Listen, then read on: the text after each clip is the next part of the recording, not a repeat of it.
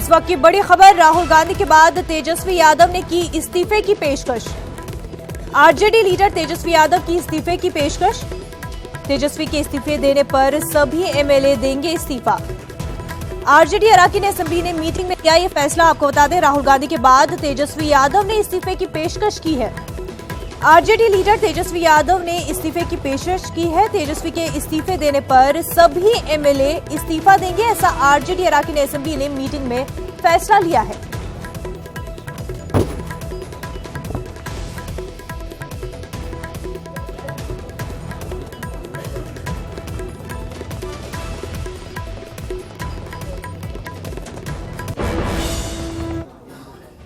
इस वक्त की एक और बड़ी खबर, आरएसएस पर कांग्रेस का वार। पार्टी के ट्विटर हैंडल पर आरएसएस को लिया गया निशाने पर।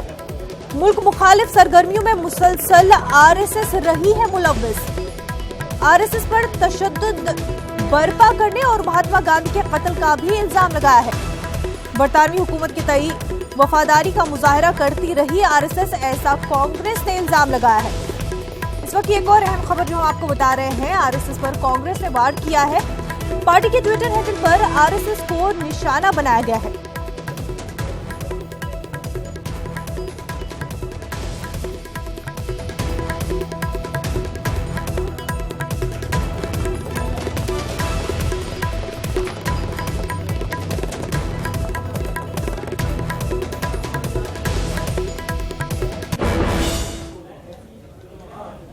हरियाणा के रोहतक में दिमागी तौर से माजूर खातून की इज्तिमाई इस्मत रेजी मामले में कसूरवारों को थोड़ी राहत मिली है। सुप्रीम कोर्ट ने फांसी की सजा पर फिलहाल रोक लगाई है। आपको बता दें कि दिमागी तौर से माजूर खातून की 7 अफराद ने आबरू रेजी की थी। ये मामला फरवरी 2015 का है। हाईकोर्ट ने तमाम मुलजमीन को सजाए मौत दी थी।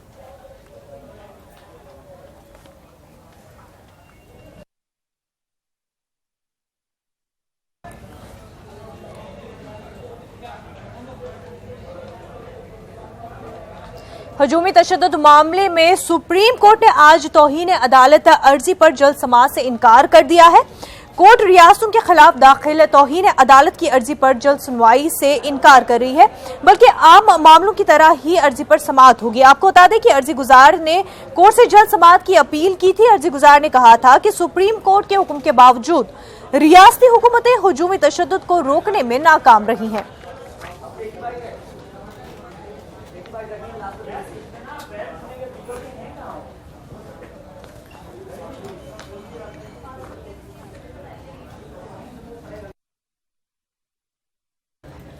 सीबीआई कृष्ण राय कत्ल केस में खसूसी अदालत के फैसले को चैलेंज करेगी। दरअसल खसूसी अदालत ने इस केस में मुख्तार अंसारी समेत 4 मुलजमीन को बरी कर दिया है। खसूसी अदालत के इस फैसले को एजेंसी दिल्ली हाई कोर्ट में चैलेंज करेगी।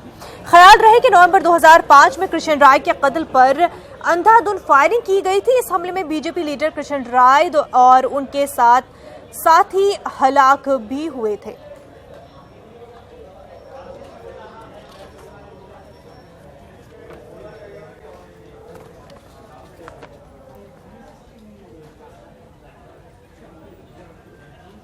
रत्नागिरी डैम टूटने के मामले में महाराष्ट्र हुकूमत बेहद संजीदा है। महाराष्ट्र के सीएम ने एसआईटी जांच का हुक्म दिया है। आपको बता दें कि कल तेज बारिश की वजह से तोरे डैम टूट गया था, जिसमें 7 अफराद हलाक हो गए थे, जबकि लापता अफराद की हलाकत का भी अंदेशा जताया जा रहा है।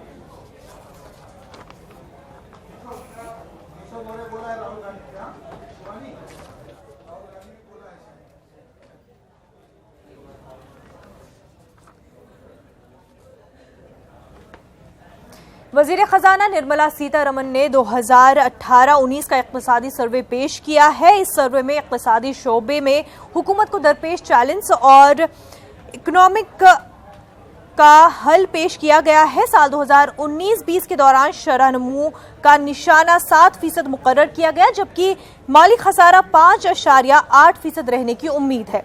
इस दौरान तेल कीमतों में कमी होने की तवक्को भी जताई जा रही है।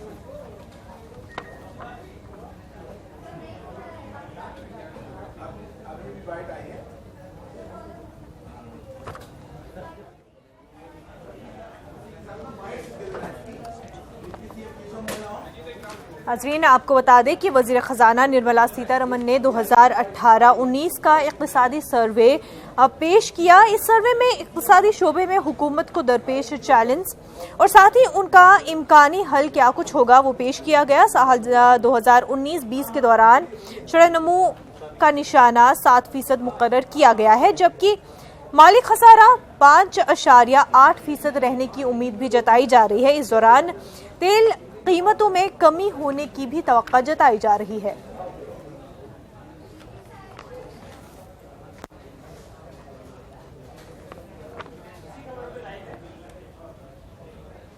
हद के इज्जत में शयूरी अदालत से राहुल गांधी को जमानत मिल गई है। राहुल गांधी को 15,000 के मुचलके पर अदालत से जमानत मिल गई है। राहुल गांधी ने इस मामले में खुद को बेकसूर बताया है। ख्याल रहे कि राहुल गांधी ने गौरी लंकेश कत्ल के आरएसएस के नजरिए को जिम्मेदार बताया था। गरीबों के साथ खड़ा हूं, किसानों के साथ, मजदूरों के साथ खड़ा हूं और आक्रमण हो रहा है, मजा आ रहा है। मैंने कल जो भी कहना था मैंने अपने नोट में कह दिया है।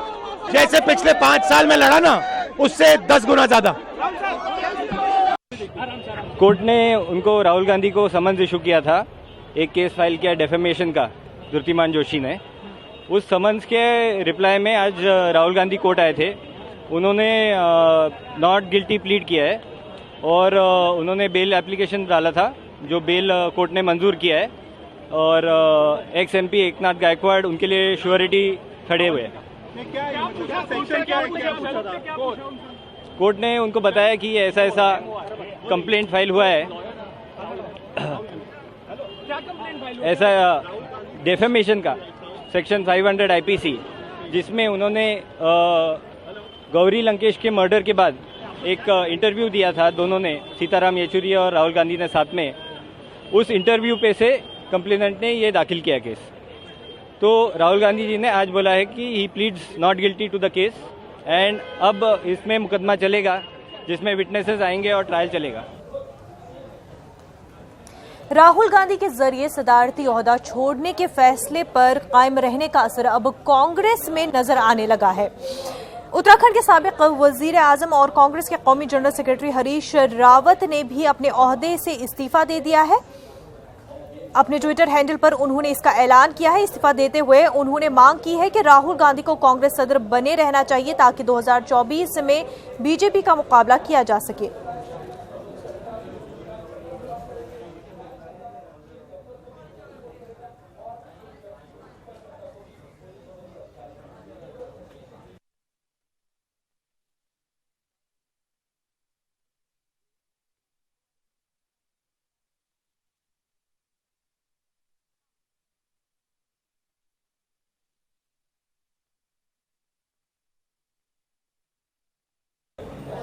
जब कांग्रेस पार्टी मुसीबत में है तब राहुल गांधी जिम्मेदारी छोड़कर भाग रहे हैं। ये सवाल इसलिए क्योंकि एक दफा फिर राहुल गांधी ने साफ कर दिया है कि वो पार्टी सदर नहीं है और पार्टी को जल्द से जल्द अपना सदर चुन लेना चाहिए। लोकसभा सीट भी गई, अध्यक्ष भी गई, अब क्या क्या जाए? चलिए जी, जय श्री राम।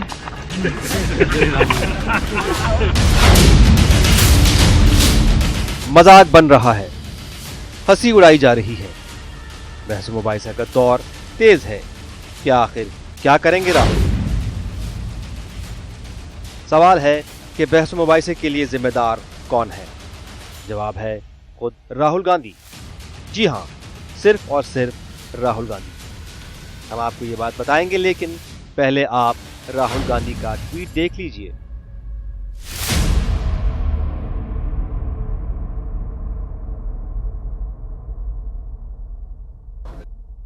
मतलब साफ है कि करीब महीने भर से चल रहे मान मनोवल का कोई फायदा नहीं हुआ। अपना फैसला बदलने के लिए तैयार नहीं हुए राहुल गांधी।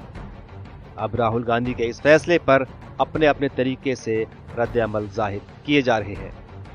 हमारे लीडर हैं और नेता हैं और रहेंगे, और उम्मीद है कि आने वाले समय में जब समय बदलेगा तो हम उनको एक नई ऊर्जा के साथ फिर से इस देश की अगुवाई करते हुए हमको देखने का एक अवसर प्राप्त होगा। ऐसे मुबारक हो, कि इसने जो फैसला किया था उस पर ये अटल रहा।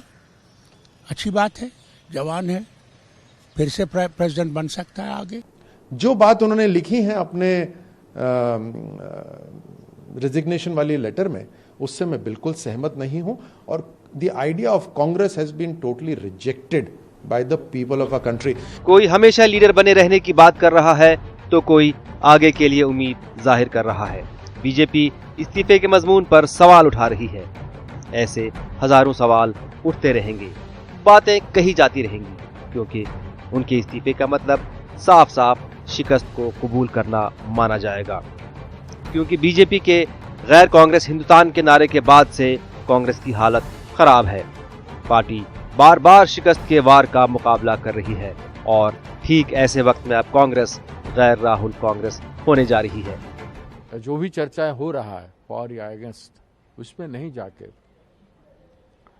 गांधी जी का संघर्षमय जीवन और रचनात्मक जीवन को अपना के एक बड़ी लंबी लड़ाई लड़ना चाहिए। जो भी डेमोक्रेसी पर विश्वास करता होगा उसे बहुत सामान्य सी बात है कि हार के हीट स्ट्रोक का इलाज जो है वो प्याज होती है, पिज्जा नहीं होता। सिर्फ पार्टी ही नहीं, ऑपोजिशन वाले भी नसीहत दे रहे हैं। जरूरत है उसे समझने की। जी हाँ, प्याज और पिज्जा का मतलब जद्दोजहद और ऐशो आराम से है। राहुल गांधी के लिए ये वक्त जद्दोजहद का है। इस वक्त उन्हें लड़ना चाहिए था। पार्टी को दोबारा खड़ा करने के लिए सख्त फैसले लेने चाहिए थे।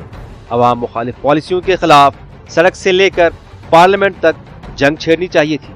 आम आदमी की आवाज बनना चाहिए था। लेकिन राहुल गांधी ने इस्तीफा दे दिया। तो क्या इससे ये पैगाम नहीं जाएगा कि राहुल गांधी मैदान छोड़कर भाग रहे हैं? Bureau report, news 18 Urdu. Aamir Khan ने पानी के तहफ़्फ़ुज़ के लिए शुरू की गई मरकज़ी हुकूमत की मुहिम की तायीद की है। उन्होंने कहा कि ये इस वक्त का तकाज़ा है और उन्होंने कहा कि पानी के वसाइल महदूद हैं, इसलिए हमें पानी की अहमियत को समझना चाहिए। तरफ हमको काम करना है, एक तरफ तो हमको पानी जमा करना है और उसको बचा के रखना है, और दूसरी तरफ हमें उसका इस्तेमाल बहुत सोच समझ के करना है।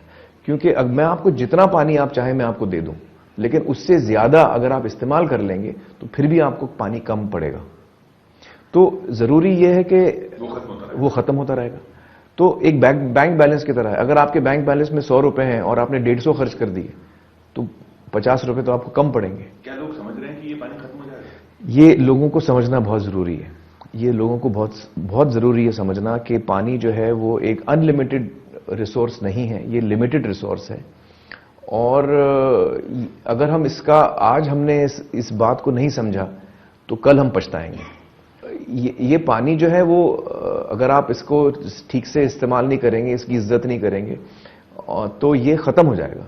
और चूंकि अब एनवायरनमेंट भी चेंज हो रहा है तो बारिश भी जो है वो अलग अलग इलाकों में बहुत कम गिर रही है। हमारा ग्रीन कवर बहुत कम हो चुका है, तो बारिश का पैटर्न भी चेंज हो गया है। अगर साल भर में अगर 3-4 महीने में उतनी ही बारिश होती है लेकिन वो स्प्रेड आउट नहीं होती, वो एक टाइम पे बहुत ज्यादा बारिश हो जाती है, एक दिन में हो जाती है। तो ये तकलीफें जो है इनका सामना हमको करना पड़ेगा और ये बढ़ती रहेंगी अनलेस कि हम इसको थोड़ा इस पे काम करना शुरू करें।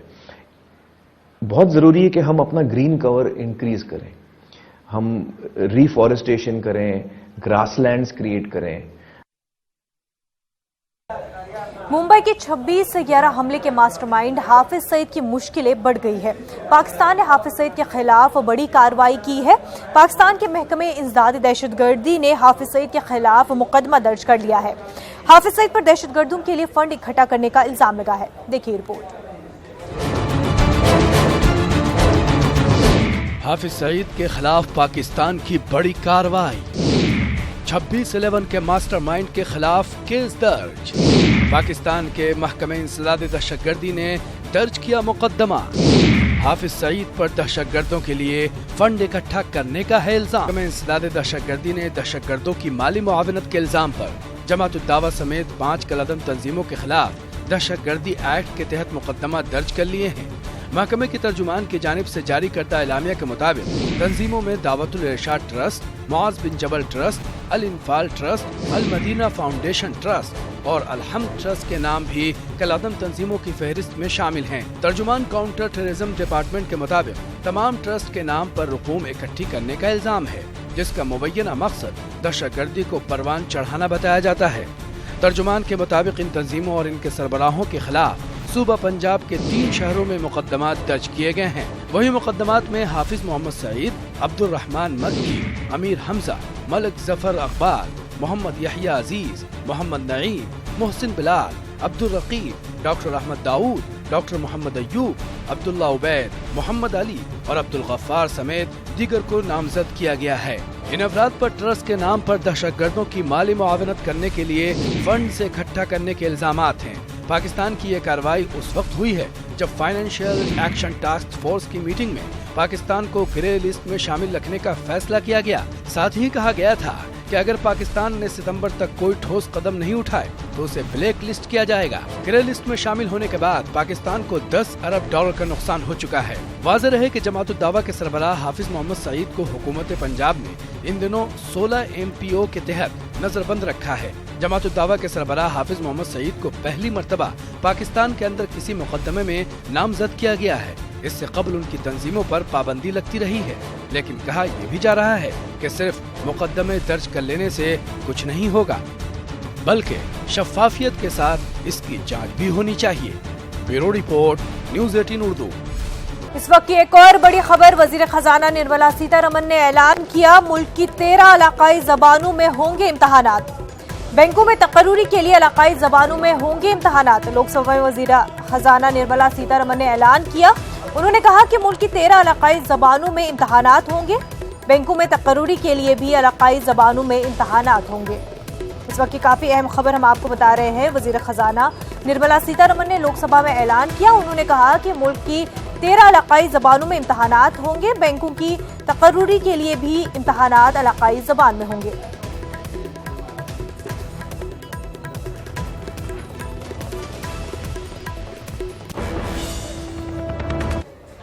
इस वक्त की एक और बड़ी खबर, आसाम में 2004 में हुए धमाके का मामला, 6 अफराद को अदालत ने कसूरवार पाया है। 8 अफराद को बरी कर दिया गया है। 15 मुलजमीन के खिलाफ चार्जशीट दाखिल की गई थी। धीमाजी स्कूल में यह धमाका हुआ था। 13 अफराद इसमें हलाक हुए थे। इस वक्त की एक और अहम खबर हम आपको बता रहे हैं। आसाम में 2004 में धमाका हुआ था। 6 अफराद को अदालत ने कसूरवार पाया है। 8 अफराद को बरी कर दिया गया है।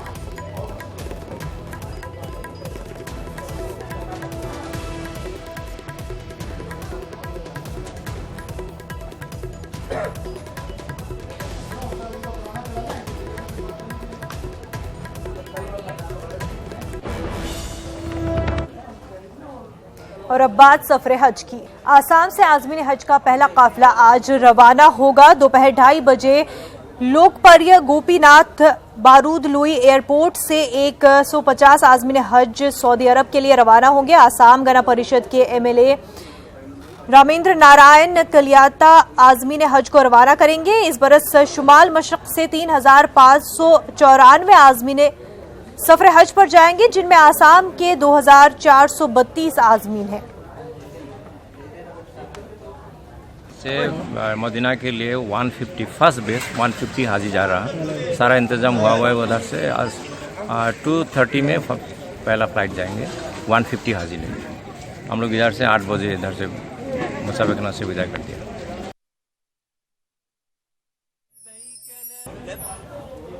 वंदे भारत एक्सप्रेस की दूसरी रेक का ट्रायल आज कामयाबी के साथ हुआ। ट्रेन का ट्रायल नई दिल्ली रेलवे स्टेशन और कानपुर सेंट्रल के बीच हुआ है। नई दिल्ली से कानपुर सेंट्रल के बीच ट्रेन को 4 घंटे 20 मिनट के अंदर पहुंचाने का हदफ रखा गया था। ट्रेन तय वक्त पर ही कानपुर सेंट्रल स्टेशन पहुंची।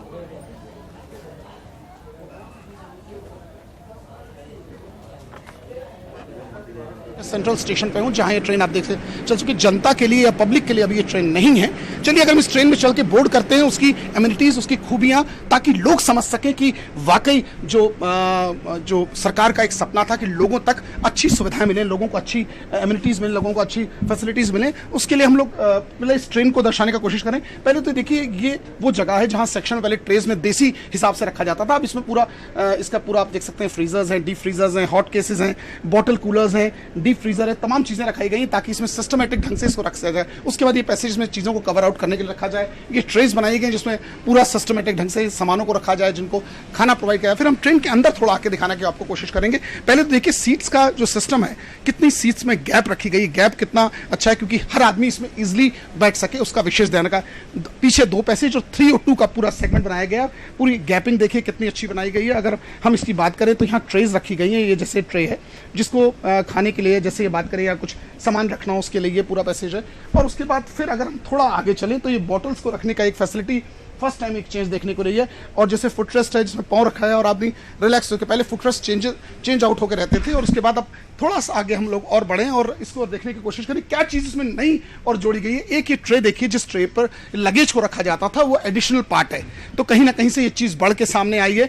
हम चल के इसी तरह की एक चीज़ सामने कुछ टीवी मॉनिटर्स अभी, क्योंकि ट्रेन अभी आई है, मॉनिटर्स पे के माध्यम से डिस्प्ले होगा कि क्या क्या स्टेशंस हैं, कौन कौन से स्टेशंस आए हैं, किस किस स्टेशंस पे ये। अगर हम इस गेट की बात करें, अगर थोड़ा इस गेट से हम पीछे भी हटें, उस गेट को देखें तो ये पूरा सेंसर पार्ट ऑफ सीट, क्योंकि जिस पैसेज पे आप खड़े हैं या जिस जगह आप खड़े हैं उसका देखिए गेट को कैसे ऑपरेशंस होगा और गेट कैसे अपने आप क्लोज होते हैं, अपने आप ओपन होते हैं। तो कहीं ना कहीं गेट की ऑपरेशंस भी सेंसर से हैं। और उसके बाद तो एक एडिशनल पार्ट मैं आपको दिखाना चाहूंगा। देखिए जैसे मोस्टली सेंट्रल टेबल हुआ करता था, उस सेंट्रल टेबल पर अगर आप बैठे तो आदमी पैसे से निकल नहीं पाता था। उसके बाद ये पूरा फ्रेम ऐसे बनाया ताकि आदमी सर्विंग ट्रे को यूज कर सके, इसको पूरा पार्ट यूज कर सके और उसके बाद यहाँ से इसको फोल्ड करे और जिसको भी इस पैसेज के बीच से निकलना हो निकल सकता था। और एक मेन चीज और देखिए, हैमर पहले जहां 1950-1960 के ट्रेन में हथौड़ियां रखी जाती थी या पेच बोल्ट रखे, अब ये पूरा सिस्टम चेंज करके इसको पूरा फ्रेम बनाया गया। यानी इस ट्रेन को बड़ा मॉडिफाई करके बनाया गया है ताकि लोगों को कोई किसी प्रकार की दिक्कत ना हो। यानी कुल मिला के जो ट्रायल है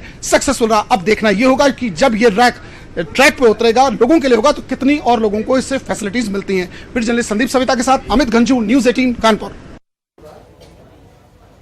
कौमी तालीमी पॉलिसी के ड्राफ्ट पर तालीमी हलकों से मिले जुले तासुरात नजर आ रहे हैं। तालीमी माहिरीन का कहना है कि कौमी तालीमी पॉलिसी को लेकर मुसलमानों को तशवीश में मुब्तला होने की जरूरत नहीं है, ताहम कुछ नुकात वाज़ह होना जरूरी है और पॉलिसी को कतई शक्ल देने से पहले हुकूमत का मौक़िफ़ वाज़ह होना चाहिए।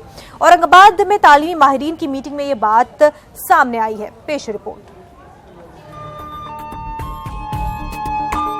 तालीम शहरियान के बुनियादी हुकूक में शामिल है। दस्तूर हिंद में भी इसकी वजाहत की गई है। मरकजी हुकूमत पूरे मुल्क के लिए नई कौमी तालीमी पॉलिसी मुरतब करने जा रही है। मुताल्लिकीन से ताल्लुक से तजावीज़ तलब की गई हैं। पिछले 1 महीने से मुल्क भर के माहिरीन तालीम इस मामले पर गौर खौस कर रहे हैं। जायजा मीटिंगों का सिलसिला जारी है। कई हल्कों से तजावीज़ रवाना भी कर दी गई है, लेकिन उर्दू तालीमी इदारों के सरपरस्तों और दानिश्वर तबके का मानना है कि कौमी तालीमी पॉलिसी के ताल्लुक से एक्शन प्लान वाज़ेह होना चाहिए। मसौदे पर काफ़ी दिन से इस पर बहस हो रही थी, उस पर स्टडी की गई और आज गवर्नमेंट ऑफ इंडिया को इसके मसौदे पे जो कुछ हमने यहाँ पर तय किया है वो गवर्नमेंट ऑफ इंडिया को हम अपने तरफ से भेजने वाले हैं। उर्दू एजुकेशन सोसाइटी की जानिब से हमने नई तालीमी पॉलिसी के ऊपर मीटिंग ली है और इस मीटिंग में तय हुआ है कि नई तालीमी पॉलिसी में हुकूमत ने कोई नया एक्शन प्लान जो है तो पब्लिकली नहीं किया है। हमारा मुतालबा ये है कि पहले नई तालीमी पॉलिसी पर एक्शन प्लान जो है तो पब्लिकली जाहिर करे और उसके बाद ही सजेशन ले। एक माइंडसेट से माइनॉरिटी को निकलना चाहिए,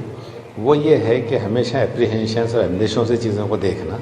ये बात इसलिए गलत होगी कि माइनॉरिटीज़ के लिए प्रपोज ड्राफ्ट नहीं है, ये पूरे नेशन के लिए प्रपोज ड्राफ्ट है। ये मोदी जी की अगर कोई फैमिली है तो उसके लिए भी है और अगर मेरी है तो उसके लिए भी है।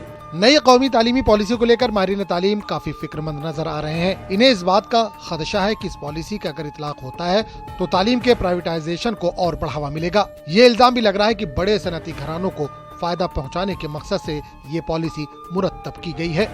उर्दू एजुकेशन के लिए स्पेशली उसके अंदर कुछ स्पेसिफिकली कुछ कहा नहीं गया है न्यू एजुकेशन पॉलिसी में, इसलिए उर्दू एजुकेशन के जैसा आंगनवाड़ी वगैरह है या केजी वगैरह क्लासेस जो शुरू किए जाते हैं वो उर्दू में होना चाहिए।